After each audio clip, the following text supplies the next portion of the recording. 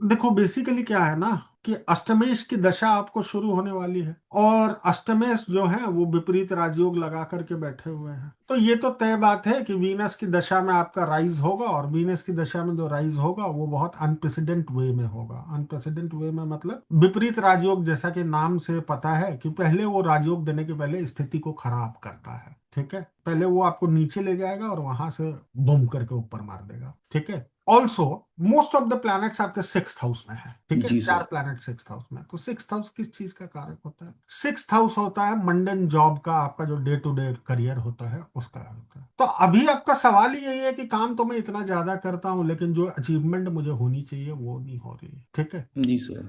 अभी जुपिटर जो है वो इस हाउस से गुजर रहे हैं, तो ये कंसर्न बना देता है कि क्या मैं अपने बच्चों के लिए कुछ कर पाऊंगा, क्या मैं अपने बच्चों के लिए कुछ कर पाऊंगा, क्या मुझे और बच्चे करने चाहिए, इस टाइप का सवाल आदमी का हो जाता है। जी अभी सर। जुपिटर जो है वो यहाँ वापस लौट जाएंगे दिसंबर में। तो अच्छा। आपका दूसरा सवाल ये होगा कि क्या मुझे जॉब छोड़ करके बिजनेस की तरफ जाना चाहिए। अच्छा, मुझे एक बात आप और बताइए, अभी आपने कुछ अनएक्सपेक्टेड पैसा कमाया क्या 2 4 10 दिन में? नहीं सर। कोई आपका एरियर बोनस कुछ रिलीज होने वाला है क्या? नहीं रिलीज होने वाला है मुझे लगता अगले है। साल होगा सर, अभी तो नहीं होगा। मुझे लगता है अगले एक आध महीने में आपको एक अच्छा फंड आने वाला है, जो बहुत अच्छा। माइंड ब्लोइंग नहीं होगा लेकिन होने वाला है, और दिसंबर से पहले होगा। इनकेस यदि नहीं होता है तो अप्रैल के बाद होगा। ठीक अच्छा। है, अब एक दो बातें आप समझ लीजिए। चूंकि केतु यहाँ पर बैठ गए हैं और जो मैरिज के कारक हैं वो वीनस यहाँ पे बैठ गए हैं, अपने मृत्यु स्थान में बैठ गए हैं, तो मैरिटल लाइफ को चैलेंजफुल कर देंगे। लेकिन चूंकि जुपिटर इस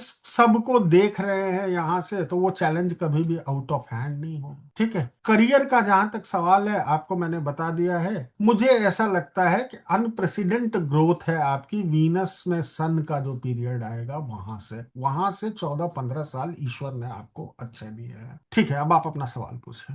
नहीं सर, आपको सुन रहे हैं, मतलब मेरे सवाल तो सर ज़्यादातर करियर संबंधी ही हैं। अभी जैसे बाकी। मैंने आपको बताया कि जी। आपके करियर में अभी अप्रैल तक का टाइम बहुत अच्छा नहीं है। सैटर्न यहाँ राहु के ऊपर से गुजर रहे हैं, सैटर्न राहु के ऊपर से गुजरेंगे तो क्या होगा, ऑफिस में एक पॉलिटिक्स का माहौल रहेगा। जो डिजर्विंग लोग रहेंगे उनको बहुत कुछ नहीं मिलेगा, आदमी उस कारण से टेंशन में रहेगा कि इतनी मेहनत तो कर रहा हूँ, मिलेगा, मिल कुछ नहीं रहा है। दूसरी अच्छा। चीज ये कि जब जुपिटर यहां पे पहुंचेंगे नाटल जुपिटर के ऊपर, दैट जी। इज 2012, 1 2 3 4 5, यहां से त्रिकोण में पहुंचेंगे तो 2026 के एंड से करियर में आपके राइज होगा। लेकिन जो आप माइंड ब्लोइंग राइज कह रहे हो वो मुझे लगता है 2029 से हो। 29 से।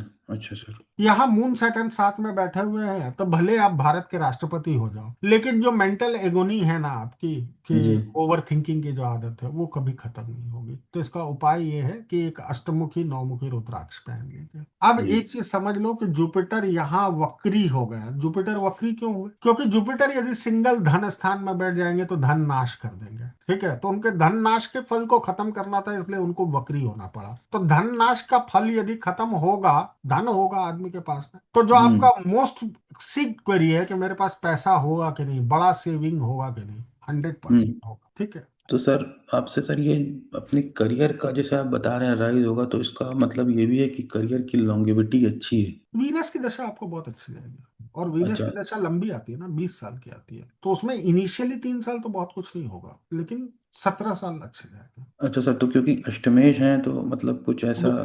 विपरीत राजयोग बना के बैठ गए ना। अब आपको ये सवाल पूछना पड़ेगा ना कि धनेश और सिक्स्थ लॉर्ड को यहाँ बैठने की जरूरत क्यों पड़ी? क्योंकि वीनस बहुत ज्यादा कमजोर हो रहा था, तो ये दोनों को बहुत स्ट्रांग सिचुएशन में आके बैठना पड़ा। कि ये सिक्स्थ हाउस जो है रिलेटिव्स का हाउस होता है, और सेकेंड हाउस जो है वो भी इमीडिएट रिलेटिव्स का होता है, और जुपिटर वक्री है, तो आपका घर उसी, आपका जन्म उसी घर में हुआ है जिसमें पास्ट लाइफ में भी आप उसी घर में थे। वही रिलेटिव्स मिले हैं आपको, वही पत्नी है, वही बच्चे हैं, वही माँ है, वही बाप है। ये क्या करेंगे, आपकी मजबूरी नहीं समझेंगे, अपना एक्सपेक्टेशन इनका बहुत हाई होगा, ये ला दो, वो ला दो, ये कर दो, वो कर दो। ठीक है, तो ऋण चुकाने के लिए आपका जन्म हुआ है, और वीनस विपरीत राजयोग बना करके इंश्योर कर रहा है कि आप वो ऋण चुका लेंगे। लेकिन वो ऋण चुकाने के चक्कर में क्या होगा, वीनस से चौथे मून बैठ गए हैं और नीच के होके बैठ गए, तो आपका मन छोटा रहेगा कि I am doing everything for everyone but nobody cares for मी।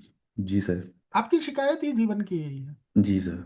आदमी का फादर एक ऐसा आदमी को बनाएगा कंजूस एंड अ बिट डिप्लोमेटिक भी आप कह सकते हैं। उनके पास पैसा होगा फिर भी वो आपसे मांगेंगे, आपको जरूरत होगी तो बोलेंगे मेरे पास पैसा ही नहीं है। आपके फोर्थ लॉर्ड मदर का है, तो मदर जो है वो फादर के बिहाफ पे बोलेगी। बस यही कहानी है आपके हॉरोस्कोप की। तो सर मतलब जीवन ऐसे ही जाएगा कि सबके लिए करते करते पैसा और बहुत बनाओगे, वो तो पेंडिंग कर्मा है ना, तो आपको करना ही पड़ेगा, उसमें तो कोई। मतलब उसके लिए रोना नहीं है कि करते करते सबके लिए। तो अच्छा है, कर्मा कट रहा है। जुपिटर चूंकि इस 10th हाउस को देख रहा है तो वो आपको कभी भी कर्मच्युत नहीं होने देगा, लेकिन जिसके लिए जो करना है वो आप करेंगे। अच्छा सर।